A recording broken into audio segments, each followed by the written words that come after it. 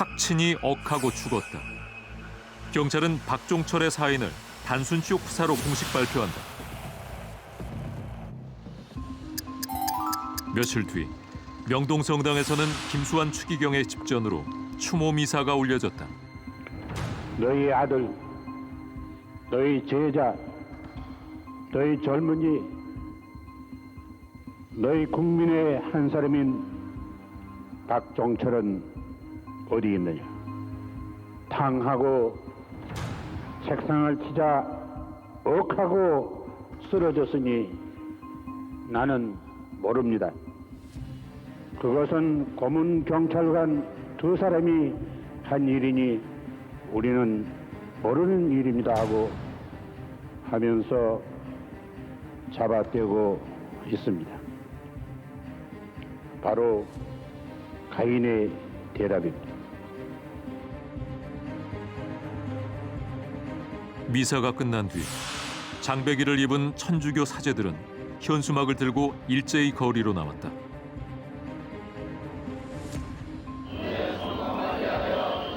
그것은 독재에서 민주로 이 땅의 운명을 바꾼 6월 항쟁의 서막이었다.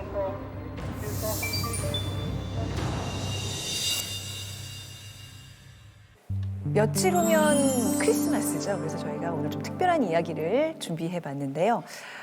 저희 앞에 좀 또 특별한 모형을 가져와봤습니다. 뭔지 아시겠어요, 여러분? 네. 독일 우리 꼭 동네인데? 가보고 싶은 곳. 아니, 단일 우리 동네라고요? 우리 동네인데? 독일 고향 마을이 이렇게 생겼어요? 네, 똑같이 생겼어요. 역사전에서 드디어 외국이 나오기 시작한 걸까요? 명동 성당하면 이제 천주교의 그 상징적인 건물이잖아요. 명동 성당이 지어진 게 1898년이라 그래요. 그러니까 122년이 됐어요. 네. 굉장히 오래된 역사를 지니고 있는데 오늘 우리가 이야기를 나눌 곳이 바로 명동 성당과 또 이곳과 관련된 파란만장한 우리의 역사 이야기입니다. 오늘은 그 장소가 주인공인 거네요. 그러면 오늘은 역사 저널 그날이 아니라 역사 저널 그곳? 네. 그렇네요. 네네.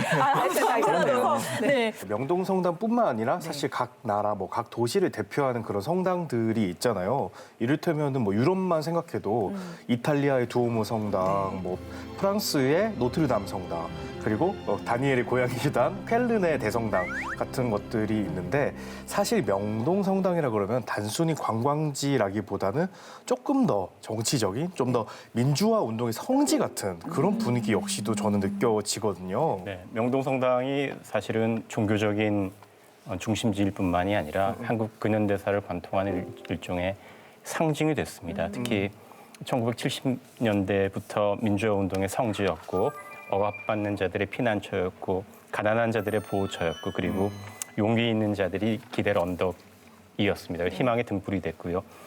그래서 사실은 우리가 잘 기억하는 게 1987년에 박종철 씨가 치안본부 대공분실에서 숨졌을 때 60 항쟁이 벌어졌을 때 그곳에 독재에서 민주주의로 나아가는 민주화 운동의 구심이자 6월 항쟁의 중심에 명동성당과 추기경과 주교와 사제들이 존재했습니다. 네, 그래서 오늘 좀 특별한 분을 모셨습니다. 자, 이문동 성당의 주임 신부님이시자 서울대교구 정의평화위원회 위원이신 박동호 안드레아 신부님, 어서 오십시오. 반갑습니다. 안녕하십니까. 박동호 신부입니다. 네. 반갑습니다. 초대해 주셔서. 네. 이 스튜디오 안에서 이 로만칼라 신부님을 뵈니까 갑자기 막 마음이 경건해지고 저 고해성사하는 지 6개월이 넘은 것 같은데.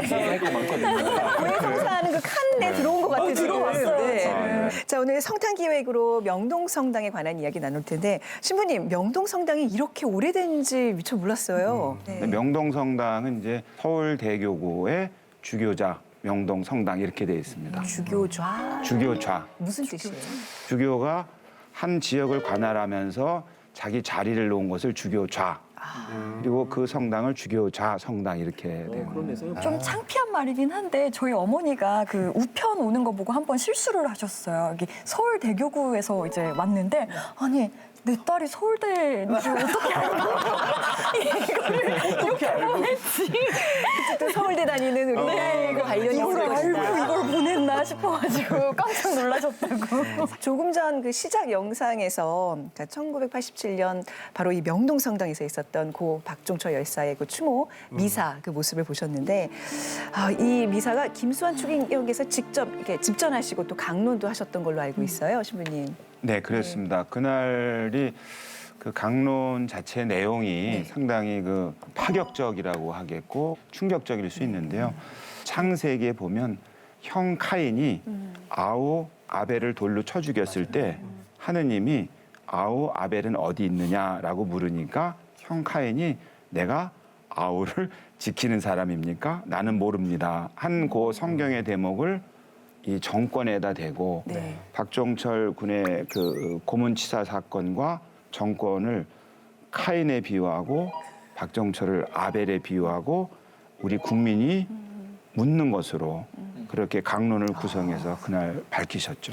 이거 굉장히 용감한 일이었던 것 같아요. 왜냐면 추모미사 올리고 이 정도 이제 그 현재 정권을 비판하는 발언을 그런 강론을 하셨으니까 이게 위험하지 않았을까라는 생각도 들거든요. 김수환 추기경 강론이 사실은 굉장히 강도가 높았습니다. 반정부 선언이나 마찬가지였습니다. 네. 사실은 박종철 고문치사 사건으로 끓어오르는 민심 앞에 시대 정신 앞에 결국은 일종의 횃불을 들어 올리게 된 것이죠. 당연히 위험한 일이었고요. 아마 용단을 내리셨을 것이라고 보입니다. 굉장히 많은 고민이 있었을 것이라고 생각합니다. 왜냐하면 이 시기 전후에서 엘살바도르의 유명한 오스카 로메로라고 하는 대주교가 억압받는 자들의 목소리를 대변하다가 암살당한 일도 있었습니다. 아, 세상에. 그러니까 사실은 추기경이라고 하지만 정말 거칠 것 없는 철권 통치였기 때문에 굉장히 위험한 일이었습니다. 그렇다면 아까 김수환 추기경님께서 미사 때 이 박종철 군의 이름을 직접 거론을 하면서 경찰의 그 고문치사로 사망을 했다 이렇게 거론을 한 거잖아요. 정부 입장에서는 이게 굉장히 압박이 있었을 것 같아요. 당연히 그랬겠죠. 그 당시에 추기경이 공개적으로 그런 발언을 한다는 것은 이제 정권과 관련해서는 대립을 한다. 대립하자 뭐 이런 뭐 선언을 이런 하는 것으로 거죠. 비출 수밖에 없으니까. 1987년 천주교와 정부의 이 대립, 사실 그 갈등의 역사는 아주 오래전으로 거슬러 올라갑니다. 1898년, 그러니까 고종 35년에 세워진 명동성당. 명동성당이 위치한 중구 명동길 언덕은 당시 행정구역으로 명례방에 속한 곳이었습니다. 때는 정조 제위 8년째가 되는 1784년 정약용과 이승훈, 이벽은 명례방에 모였습니다. 이 명례방 언덕에 우리나라 최초의 천주교 순교자인 김범우의 집이 있었기 때문이죠. 여러분, 그거 아십니까? 우리나라가 세계에서 유일하게 선교사가 아니라 평신도에 의해서 천주교를 받아들인 나라라는 사실. 그래요? 유래한 거예요? 초기 천주교 신자들은 김범우의 집에 모여서 신앙 집회를 시작했고 이를 명례방 공동체라 불렀습니다. 이후 신유박해, 병인박해 등의 고난을 겪고 나서 1886년 한불 수호 통상 조약이 맺어집니다. 그러니까 선교의 자유시대가 펼쳐지게 된 거죠. 당시 조선교구장을 맡고 있던 프랑스의 블랑주교는 명례방 공동체가 있던 언덕을 성당 대지로 매입합니다. 성당을 짓는 과정, 과연 순탄했을까요? 그렇지 않았습니다. 명동성당이 경복궁을 빤히 내려다보는 위치에 있었기 때문입니다. 게다가 궁궐뿐 아니라 성당 근처에 이 영희전이 있다는 것도 문제였죠. 영희전 혹시 들어보셨습니까? 뭐예요? 영희전. 영희전은 조선 후기 6 임금의 어진을 모시고 제사를 지내던 전각이었습니다. 그러니까 역대 임금들의 초상화를 모신 곳을 명동성당이 위압적으로 내려다보고 있으니까 신경이 당연히 쓰일 수밖에 없겠죠. 땅값을 돌려주겠다, 다른 땅으로 바꿔주겠다, 달래보기도 하고 토지 관련 서류를 압류하는 등 협박도 해봤지만 불량주교 끄떡도 하지 않았습니다. 그렇게 한참 동안 갈등을 겪다가 결국 토지 매입 12년 후에 명동성당이 완공됩니다. 참고로 영의전은 명동성당 완공 이듬해에 다른 곳에 새로 지어서 여섯 왕의 어진을 옮겼다고 합니다. 결국 조선이 옮긴 거예요, 영의전을. 정말 물러선 거라고도 볼 수 있겠네요. 그러니까 이게 명동성당이 세워질 때부터 조선 왕실과 이 갈등이 문제가 좀 많았군요. 근데 아무리 생각해봐도 12년이나 걸렸다고요? 좀 너무 긴 거 아니에요? 이게 토지 문제 말고도 우여곡절이 정말 많았습니다. 천주교회는 이 성당 건축에 필요한 자재는 현지에서 조달한다는 원칙이 있습니다. 그런데 당시 우리나라에 양옥 건축 기술자가 있었을까요? 없었을 것 같아요. 없었죠. 그래서 벽돌공, 위장이, 목수 등을 중국에서 데려다가 일을 시켰는데 공사 중에 청일 전쟁이 발발한 거예요. 그래서 중국인들이 다 귀국하면서 공사가 중단되는 일도 있었습니다. 그러면 이 첨탑의 종도 한국에서 만든 거예요? 아, 좋은 질문이에요. 종을 프랑스에서 가져왔죠. 예. 프랑스에 주문해서 완공 몇 달 전에 조선으로 들여왔고요. 성당의 스테인드 글라스도 이 프랑스의 한 수도원에서 제작했습니다. 그런데 여러분, 명동성당의 건축 양식이 혹시 뭔지 아십니까? 아는 사람? 자, 이시원 학생. 고딩 양식! 역시 좋은 학교 나왔어요. 예. 학창 시절에 서울대교구 출신입니다. 서울대교구 출신. 예. 고등학교 미술 시간에 졸지 않고 우리 이시원 학생 공부를 열심히 했다는 걸 알 수 있습니다. 프랑스 노트르담 대성당으로 대표되는 이 고딩 양식은 높은 천장과 뾰족한 첨탑이 특징이죠. 신의 존재로 대변되는 빛을 더 많이 받기 위해서 그런 양식을 택했다고 합니다. 이 첨탑의 높이가 47m나 되는 명동성당, 뾰족집이라 부르면서 연일 수많은 구경꾼들이 몰려들었죠. 이 매천 황현선색의 매천야록에 보면 이런 구절이 있습니다. 길을 가던 노인들은 지팡이를 짚고 바라보며 한숨을 내쉬고 떠날 줄을 몰랐다. 말세야 이러면서 바라봤겠죠. 당시 명동성당이 조선 후기 사람들에게 얼마나 충격적인 존재였을지 짐작이 가는 대목입니다. 근데 사실은 이때 명동성당이 완공됐을 때 주교가 뮤텔 신부라고 하는 굉장히 유명한 분이었습니다. 네네. 한국에 굉장히 오래 계셨고요. 일제강점기 중반 정도까지 계셨고 이 시기가 천주교로 보면은 굉장히 일종의 흑역사 시기였다라고 볼 수가 있습니다. 왜냐하면 1910년에 경술국치가 됐는데 이제 프랑스 신부들이 총독부가 제안해주는 특권들을 그대로 다 수용하게 됩니다. 뭐 세금을 감면해주겠다, 종교에 관여하지 않을 테니 종교 정치에 관여하지 말라.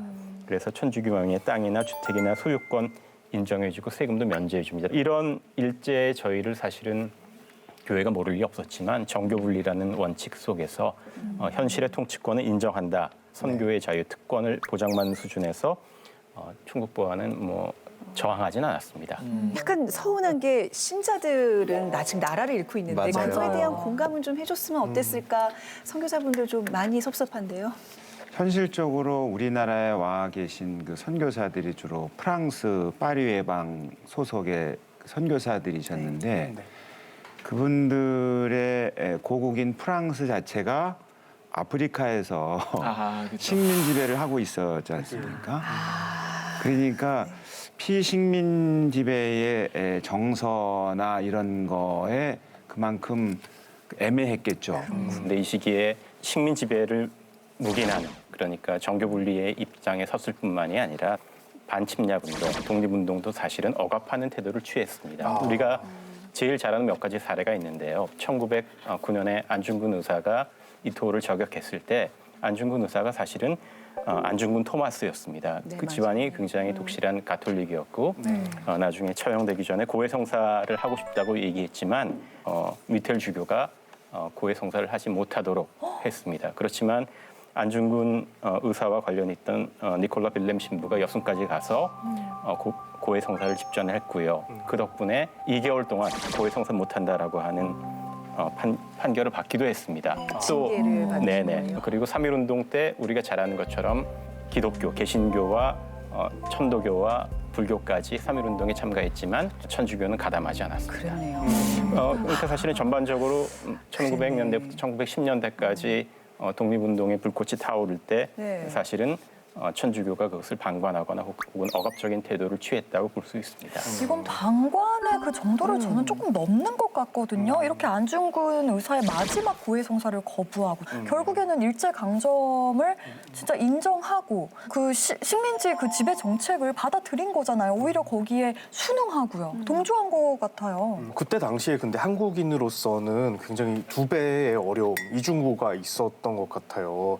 일제 자체의 압력에다가 더불어서 식민 통치에는 하나도 관심 없는 프랑스 천주교의 선교 우선주의 그로 인해서 어떤 희생되고 외면당한 그런 측면도 분명히 있었을 것 같아요. 당시 천주교 교세가 교인 숫자가 급격히 감소되고 사실은 민심이 악화됐습니다. 당시에 이 종현성당, 명동성당 신자들을 보고도 하는 말이 당신들은 조선 백성이 아니라 프랑스 백성이라고 하는 그런 험담이 있었습니다. 사실 미텔주교가 한국 천주교 초기 역사에 굉장히 큰 공헌이 있는 분인데 이 같은 논란 때문에 사실은 굉장히 안타까운 부분들이 많이 있다고 볼 수 있습니다. 이런 잘못이 있으면은 좀 그래도 과오를 뉘우치는 그런 행동은 없었나요? 김수환 추기경께서 1993년에 그 안중근 의사건에 대해서는 천주교가 올바른 판단을 내리지 못했다고 공식 사과도 하셨으니까 이 문제는 우리가 좀 감정을 추스리고 예. 이 성당을 다니지 않는 분들도 이 김수환, 스테파노 추기경님은 다들 한 번쯤은 들어보셨을 것 같아요. 민주화 운동의 정신적 지주, 뭐 명동 할아버지 이런 별명도 많잖아요. 명동 할아버지라는 별명이 있어요. 나 좀 들어봤는데. 차분한 이미지 때문에. 그래요. 유명한 얘기가 있습니다. 김수환 추기경이 추기경이 됐을 때 신자들이 추기경 격에 맞는 차를 타셔야 된다고 캐딜락을 선물했다고 합니다. 그래서 그걸 며칠 근데요. 타셨는데 사실은 며칠 지나서 본인이 얼굴에 불을 끼얹는 것처럼 깨달았다고 합니다. 내가 가난한 사람들, 불쌍한 사람들을 대변하는 게 아니라 귀족처럼 변했구나. 그래서 며칠 타고 안 타셨다고 합니다. 못 타셨대요? 유명한 광고가 있잖아요. 티코를 타셨습니다. 그러세요? 배우가 캐딜락에서 티코는 정말 너무 그래서 사실은 기발인데. 배우가 자사차 광고를 하는데 김수환 추기경을 찾아가서 이거 우리 차 광고가 아니라 이 차가 국민차라고 선전하려고 하니까 추기경님께서 광고 모델 돼 주십시오. 그래서 김수환 추기경이 뭐 즉석에서 오케이해서 그 캐리커처가 뭐 티코 타는 추기경으로 시대를 풍미한 적이 있죠. 명동의 할아버지란 그 별명이 너무 잘 어울린다고 생각하는데 김수환 추기경께서 진짜 민주화 운동의 정신적 지주가 되신 그 단적으로 보여주는 사건이 있습니다. 어떤 일인지 한번 보시죠. 지금으로부터 49년 전인 1971년 12월 24일 크리스마스 이브 삼선 개헌을 강행한 박정희 대통령이 세 번째 대통령이 된 직후였죠. 당시 명동성당의 성탄 자정미사는 TV로 생중계됐습니다. 어느 방송을 통해서? KBS 한국방송을 통해서 생중계가 됐습니다. 그런데 미사 집전을 준비하던 김수환 추기경 깊은 고민에 빠졌습니다. 박정희 대통령이 12월 초 국가 비상사태를 선포한 상황에서 이 생방송 정말 좋은 기회였거든요. 당시에 시국 문제에 대해 기자회견을 아무리 해도 신문에 한 줄 보도되지 않은 그런 시절이었습니다. 김수환 추기경, 나 아니면 이런 얘기를 할 사람이 없다라고 결론을 내리고 미사 1시간 전에 강론에 결연한 이 문장을 적어 넣었습니다. 이건 감히 제가 말씀드리기 좀 그래서 우리 박동호 신부님께 강론 스타일로 읽어주시길 감히 부탁드리겠습니다. 추기경님처럼 안경 좀 쓰고 네. 정부와 여당에게 묻겠습니다. 비상대권을 대통령에게 주는 것이 나라를 위해서 유익한 일입니까?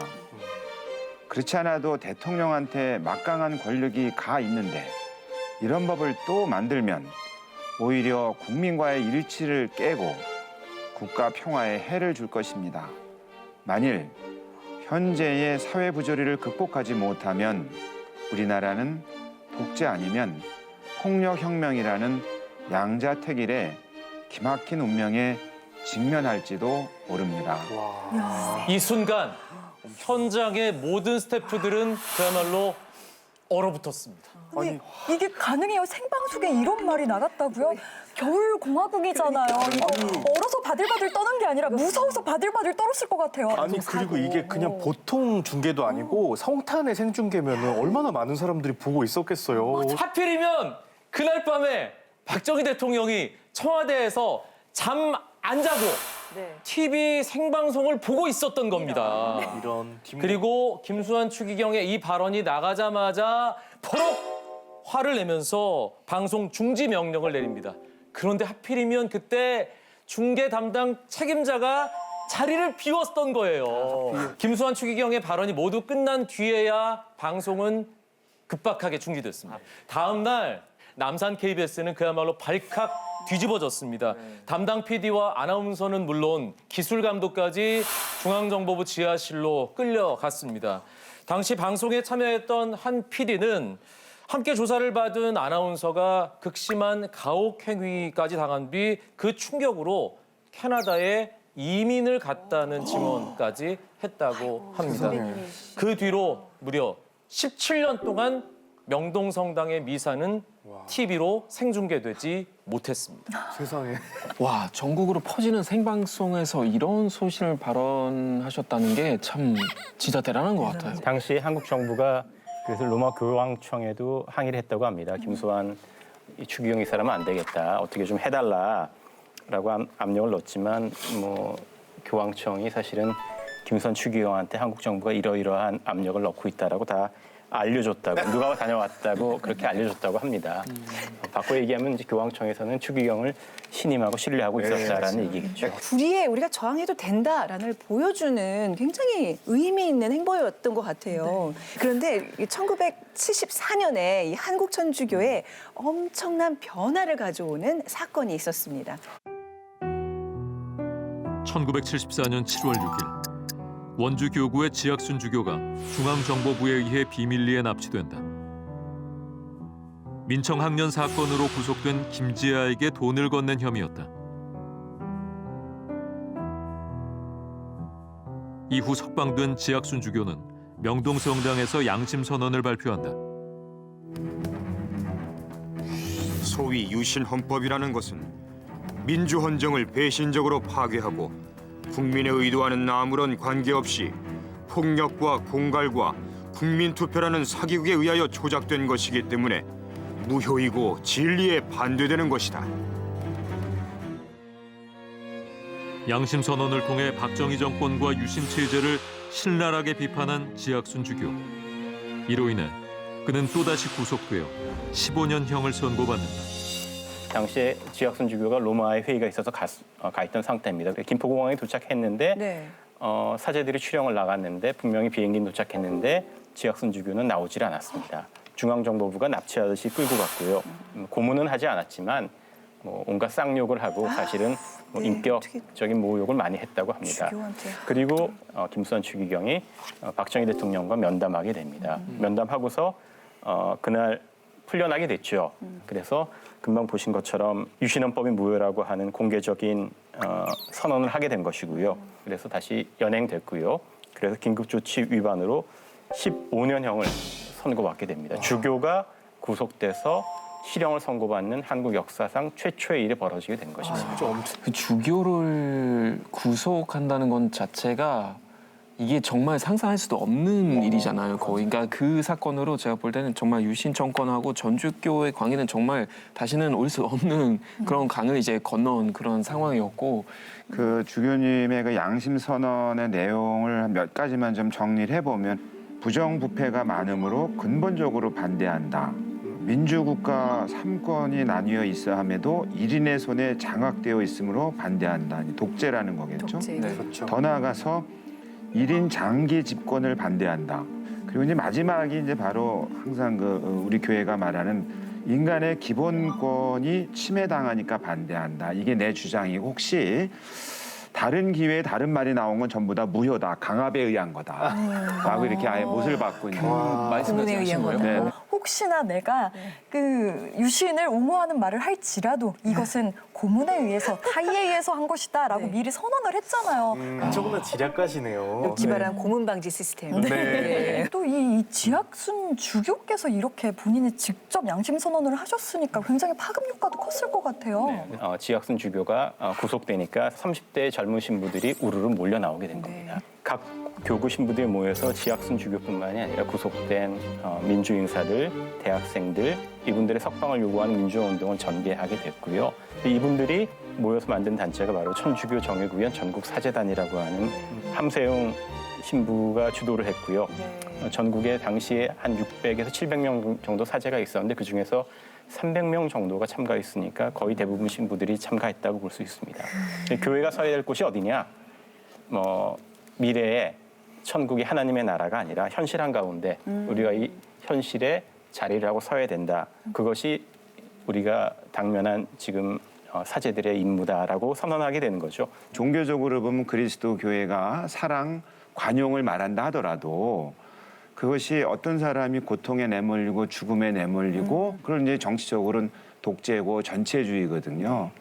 그것까지 관용의 대상으로 삼을 수 없는 거죠. 오히려 관용이라면 그 독재와 전체주의가 그 일을 하지 못하도록 그 권력을 빼앗는 것이 그 당사자들에게도 관용을 베푸는 것이고 민중에게도 관용을 베푸는 이런 이제 철학이 이제 젊은 사제들에게는 있었던 것이고 지주교님의 구속 사건과 더불어서 그게 하나로 모이게 된 계기가 된 거죠. 네. 이때 이제 거리로 십자가를 들고 나오신 거잖아요. 네. 구호도 외치고 네. 시위 행진도 벌이시고 천주교 정의구현 전국 사제단을 이끈 그 함세용 신부님의 실제 인터뷰가 있습니다. 영상으로 한번 보실까요? 바로 74년 9월 26일 명동에서 미사 봉헌하고 첫 번째 가두 시위, 평화 가두 시위를 했었을 때요. 저희들도 시위 경험이 없기 때문에 성당 밖에서 명동 골목 쪽으로 나갈 때는 좀 당황했거든요. 그러면 성가 부리면서 기도하면서 나갔는데 저희들이 현수막을 들고 유치원법 철폐하라, 중앙정보부 해체하라, 구속된 민주인사 석방하라, 언론자유 보장하라, 서민 대중경제 보장하라 뭐 이런 여러 가지 구호를 외치면 나갔잖아요. 그때가 미사 끝내가 한 8시 가까이 되었어요. 껌껌한데 지나가던 시민들이 다 그 현수막을 보고 저희들 보더니 다 박수를 치시는 거예요. 모든 시민들이. 그래서 그때서 이 침묵에 동조하시는 분들 이게 우리들의 힘이구나. 얼마나 감동적이었겠어요. 시민들이 막 환호하고 이점에 박수 쳐주고 이랬을 때. 근데 잠깐 이 시점에서 원래 정교 분리가 오래된 전통이고 원칙으로 알고 있는데 갑자기 이렇게 교리를 바꾸게 된 어떤 계기? 왜 그렇게 된 건가요? 새로운 바람이 교회 내에서 이제 불어오고 그것을 공식화한 절차가 62년에서 65년에 있었던 제2차 바티칸 공의회라는 것이었습니다. 좀 더 구체적으로 말하면 교회가 있어야 될 자리가 어디냐를 놓고 볼 때 정치가 됐든 종교가 됐든 경제가 됐든 문화가 됐든 국제 질서가 됐든 이 모든 일들은 사람을 위한 것이어야 한다. 그리고 공동체를 위한 것이어야 한다. 뭐든지 우리 신앙의 목표는 사람을 구하고 사회를 쇄신하는 것이어야 한다. 모든 영역들이. 그런 영역에서는 정치와 종교는 협력해서 사람을 구하고 사회를 쇄신하는데 기여해야 된다. 이렇게 밝히게 된 게 이제 2차 바티칸 공의회거든요. 김수환 추기경, 그다음에 지학순 주교, 함세용 신부 모두 다 이탈리아 로마나 독일에서 공부하신 분들입니다. 그리고 이분들이 해외에서 공부할 때 바로 제2차 바티칸 공의회가 열렸고 생생하게 그런 소식들을 잘 접하고 서구 교단에서 벌어지는 일들을 잘 알고 계셨습니다. 그러니까 사실은 이분들이 와서 그런 흐름을 주도하게 되는 것도 어떻게 보면 필연적인 일이었다고 볼 수 있고요. 또 한편으로는 남미에서는 해방신학이라고 하는 것이 당시에 크게 큰 조류를 형성하게 됩니다. 원래 가톨릭이 남미에 들어가서 포르투갈이나 스페인이 굉장히 봉건제나 군주제를 앞세워서 억압하고 탄압하고 수탈하는 데 앞장섰지 않습니까? 그런데 부정부패로 이제 경제가 파탄났고 교회는 사실은 이런 불리한 상황을 못 본 채 하고 있는 상황이었는데 2차 공의회 이후에 남미에서 해방신학이 등장하게 됩니다. 진보적인 사회 참여를 받아들이겠다고 하는 것이죠. 그리고 한국 젊은 사제들한테도 사실은 영향을 끼치게 됩니다. 어떻게 보면 변화하는 그 시대, 현대 사회에서 요구하는 그 종교의 역할이 무엇인가, 교회의 역할이 무엇인가에서 생각하게 되는 하나의 큰 계기가 됐었나 보네요. 아니 이제 71년에 김수환 추기경의 이제 정부 비판 강론이 있었고 74년에는 지학순 주교님의 그 양심 선언과 정의구현 사제단이 이제 이렇게 만들어졌는데 이제 점점 한국의 천주교는 민주화를 위해서 더 강하게, 더 열심히 뛰게 되는 계기가 되는 거죠. 네, 76년도에 한국 민주화 운동의 전기를 긋는 획기적인 사건이 벌어지게 됩니다. 정의구현 전국 사제단이 3.1절을 맞아서 사실은 천주교 사제들 그리고 개신교의 문익환, 문동환 목사 그리고 윤보선, 김대중 같은 정치인들을 포함해서 약 700명의 천주교 신자와 개신교 인사들이 명동성당에 모여서 구속됐던 민주인사를 위한 미사를 봉헌하기로 합니다. 이때 미사 강론하신 분이 어떤 분이세요? 김승원 신부님이신데요. 함세영 신부님이 이제 그 김승원 신부님한테 부탁을 해서 강론을 좀 하셔야 되겠다. 그랬더니 또 김승원 신부님은 또 아무렇지도 않게 하지 하면서도 세게 말하신 거예요. 저희들 기대보다 더 강하게 분명히 하신 거예요. 저희들이 놀랬을 뿐만이 아니라 너무너무 기쁜 거예요. 그 당시에 언론 자유 없다는 등, 불의한 정권 체제 바뀌어야 된다는 등, 또 학생들 석방해야 된다. 특별히 언론 자유 부분이 없다는 걸 아주 강력하게 말씀하셨어요. 그래서 너무 기뻤어요. 너무 기쁘셨다는 말이 굉장히 뭔가 되게 와닿는데 약간 신부들은 좀 안 그러실 것 같은데 막상도 뭐가 그럴 필요가 있을 때는 또 약간 그 강론 있으신 것 같아요. 좀 스타이다 같은 그런 느낌이 있으신 것 같아요. 그때 김승훈 신부가 강론을 했고 그다음에 문동환 목사가 설교를 했고요. 그리고 마지막 순서로 민주구국 선언을 낭독했는데 이 선언 내용이 뭐냐면 긴급 조치를 철폐하고 구속 인사를 석방해라. 언론 자유를 보장해라. 뭐 이런 내용을 담고 있습니다. 사실은 맞는 말인데. 그래서 아무 일도 없을 줄 알았는데 사실은 며칠 지나지 않아서 경찰이 검거하기 시작했습니다. 이 사건으로 김승훈 신부를 비롯한 관련자들이 긴급조치 구호 위반으로 연행됐습니다. 그리고 며칠 뒤에 정부가 정부 전복 사건이라고 발표했는데 여기에 서명한 신부 7명이 구속 불기소 기소됐습니다. 이게 유명한 3.1 민주구국 선언, 3.1 명동 사건이 됐습니다. 유신 체제를 정면으로 비판한 최초의 공개적인 집회였기 때문에 그렇습니다. 국가 변란을 획책했다 그러면서 이제 다 잡혀간 건데 이 재판 과정이 아주 재밌었다고 얘기 들었어요. 네, 사실은 비공개 재판이었고요. 당시에 유신 체제하에서 군법회의 재판으로 열렸는데 재판하는 사람들이 이제 신부, 목사, 정치인들 다 거물급들. 다 거물급들. 잡아놓고 보니까 전 대통령 윤보선, 전 대통령 후보 김대중, 그다음에 제야의 명망가 함석헌, 그다음에 신부들 이렇습니다. 판사, 검사들을 이분들이 사실은 훈계하고 가르쳤다고 하는 거죠. 그래서 뭐 김대중의 경우에는 유신헌법 어떻게 생각하느냐 질문하면 뭐 두세 시간 정치사 강의를 했다고 그러고요. 신부님이나 목사님들은 검사들을 꾸짖고 말 그대로 이제 민주주의 교육장이었다. 물론 이제 많은 희생이 따랐지만 이 3.1 민주구국 선언 명동 사건이 사실은 천주교와 개신교 그리고 제야 인사들 이런 사람들을 하나로 묶고 그 중에서 이제 명동 성당으로 대표되는 천주교가 일종의 상징적 구심점이 되는 그런 사건이었다고 볼 수 있습니다. 전국은 박종철 군 죽음의 진실을 밝히기 위한 함성으로 뒤덮인다.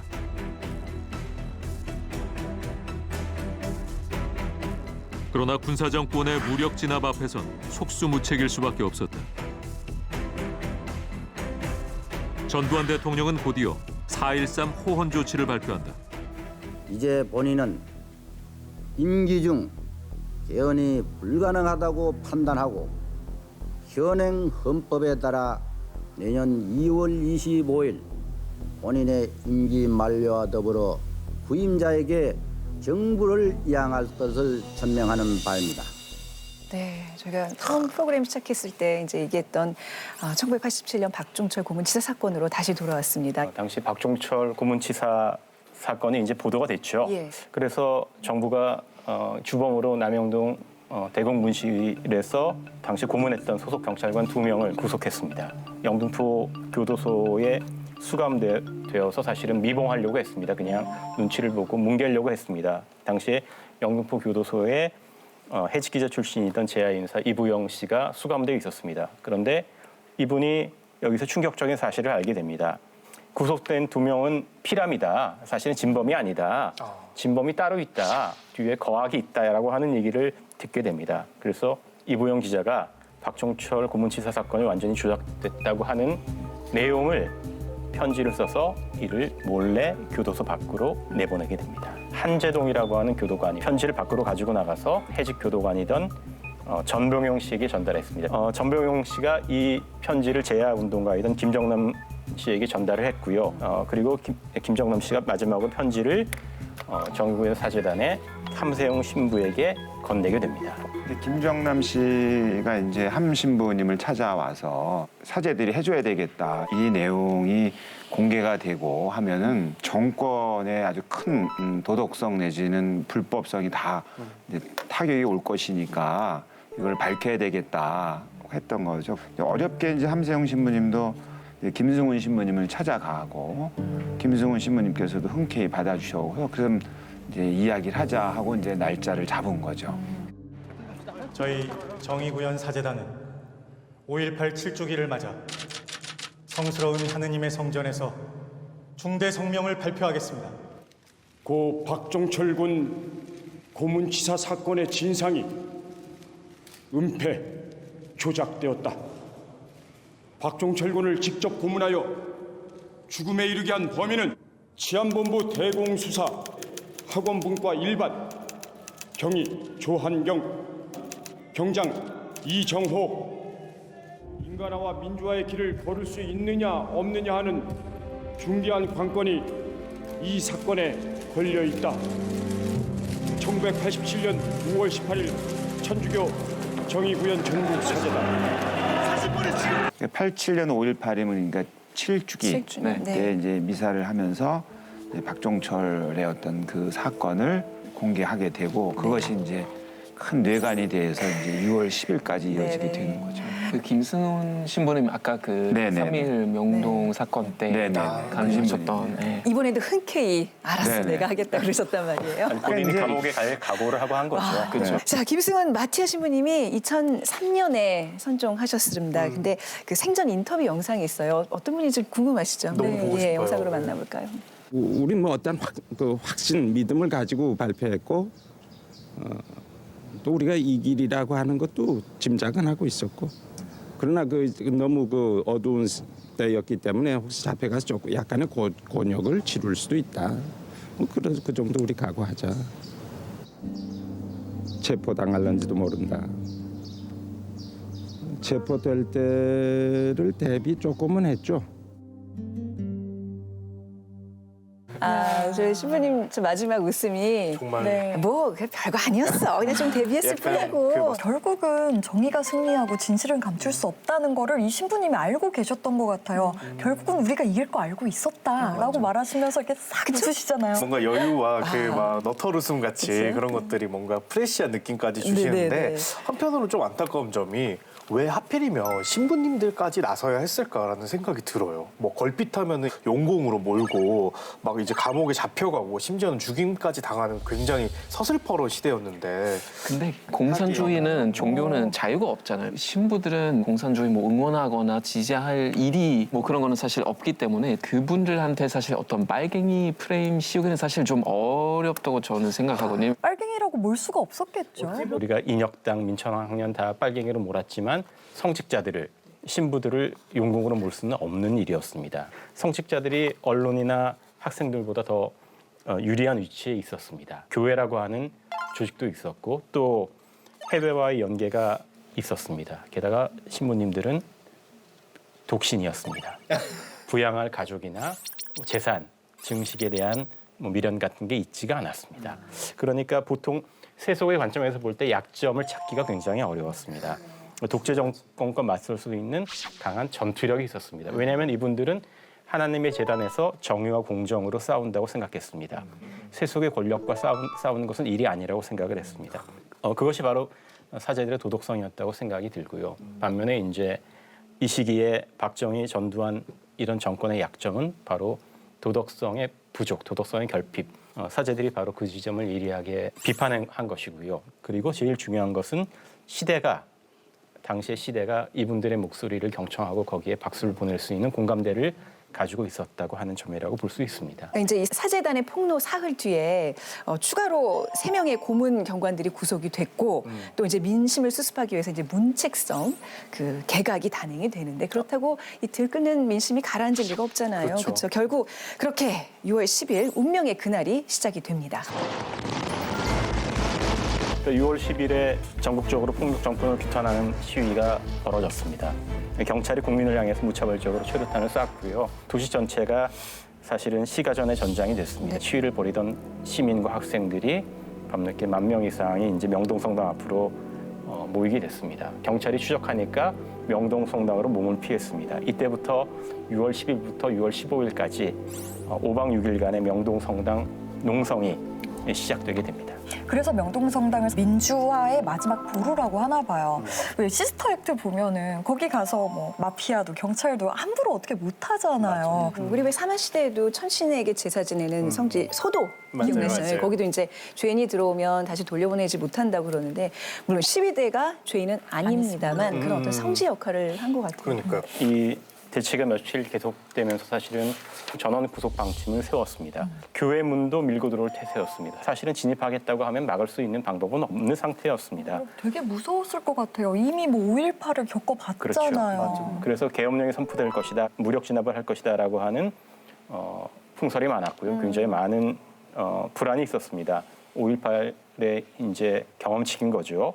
전두환 정권이 당연히 그럴 수 있다. 우리가 뉴스에서 봤지만 TV에 나오는 전두환의 눈빛이 정말 살기등등했습니다.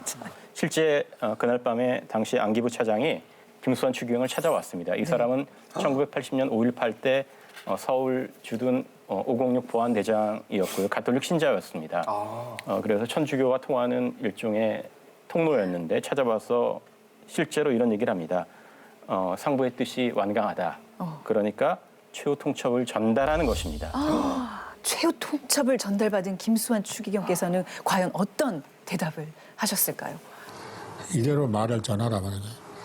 여기 공권력이 투입되면은 맨 앞에 당신들이 만날 사람은 나다.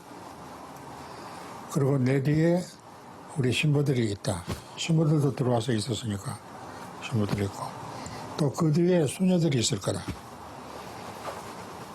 그래서 당신들은 나를 밟고 또 우리 신부들도 밟고 수녀들도 밟고 넘어서야 학생들하고 만난다. 정말 수호자 같은 역할을 하셨네요. 네.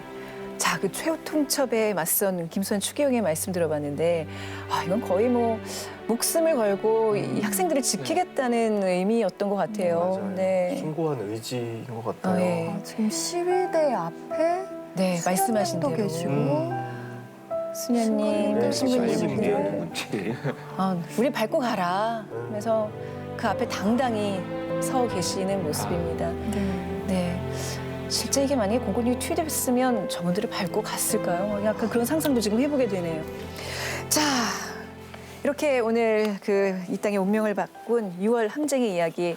우리 천주교 오늘 이제 크리스마스 특집을 이어서 이제 우리 천주교를 중심으로 좀 얘기를 나눠봤는데 6월 항쟁의 더 많은 이야기는 저희가 또 역사전화 그날에서 추후 또 다루도록 하겠습니다.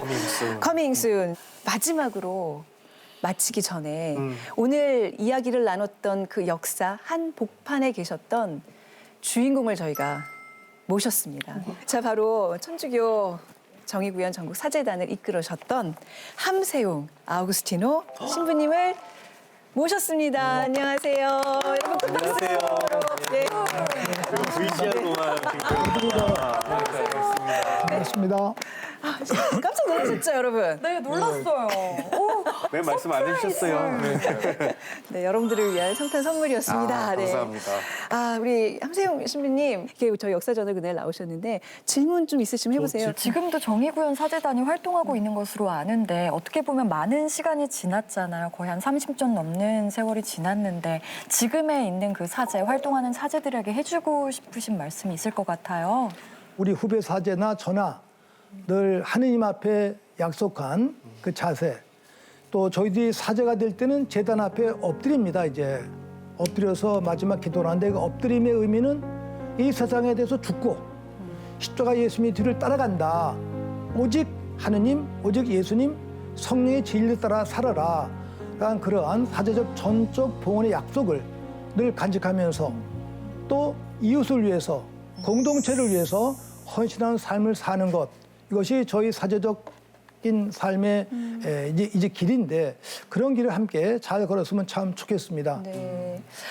오늘 아마 많은 분들이 와, 함세용 신부님이 역사전을 그날에 나오셨어 하시면서 좀 위로받고 싶은 마음들이 있을 것 같아요. 올 한 해 코로나 때문에 너무 힘들었고 아직도 그 고통에서 못 벗어나고 있는데 신부님, 우리 시청자분들을 위해서 좋은 말씀, 따뜻한 한 말씀 부탁드리겠습니다. 네, 뭐 성탄을 앞두고 이 역사전을 그날을 시청하시는 모든 분들 사랑과 평화 인사를 전합니다. 이 코로나 어려운 시대 때 우리가 고통은 함께 나누면 줄어들고 기쁨은 함께 나누면 많아진다라는 그러한 격언의 말씀과 같이 이런 어려운 때 고통을 함께 나누면서 함께 힘을 모아 이 고통을 이겨내면 과거에 당했던 고통보다 더 큰 기쁨을 확인할 수 있다라는 그러한 십자가 구원의 원리를 함께 확인했으면 참 좋겠습니다. 성탄 때 우리가 기쁨을 나누는데 기쁨을 나누는 대상이 우리 시대 가장 어려운 분들, 가난한 사람들, 약한 분들, 고통받는 분들, 또 고난의 현장에서 봉사하시는 분들, 특별히 코로나 현장에서 애쓰시는 분들, 또 목숨을 잃으신 분들의 가족들, 이런 분들을 정말 내 가족, 내 형제자매로 생각하는 그러한 마음이 바로 성탄을 맞이하는 마음이고 바로 그분들 안에서 예수님을 볼 수 있는 그러한 자세를 지닌 것이 중요하다. 한 사람이 꿈을 꾸면 그 꿈은 한 사람의 꿈으로 남지만 모두 같은 꿈을 꾸면 그 꿈은 꼭 현실이 된다. 라는 브라질의 헬더 까마라 대주교님의 말씀 간직하면서 모두 희망의 아름다운 정의의 꿈을 꿨으면 참 좋겠습니다. 수신료의 가치를 실현합니다. 여러분의 KBS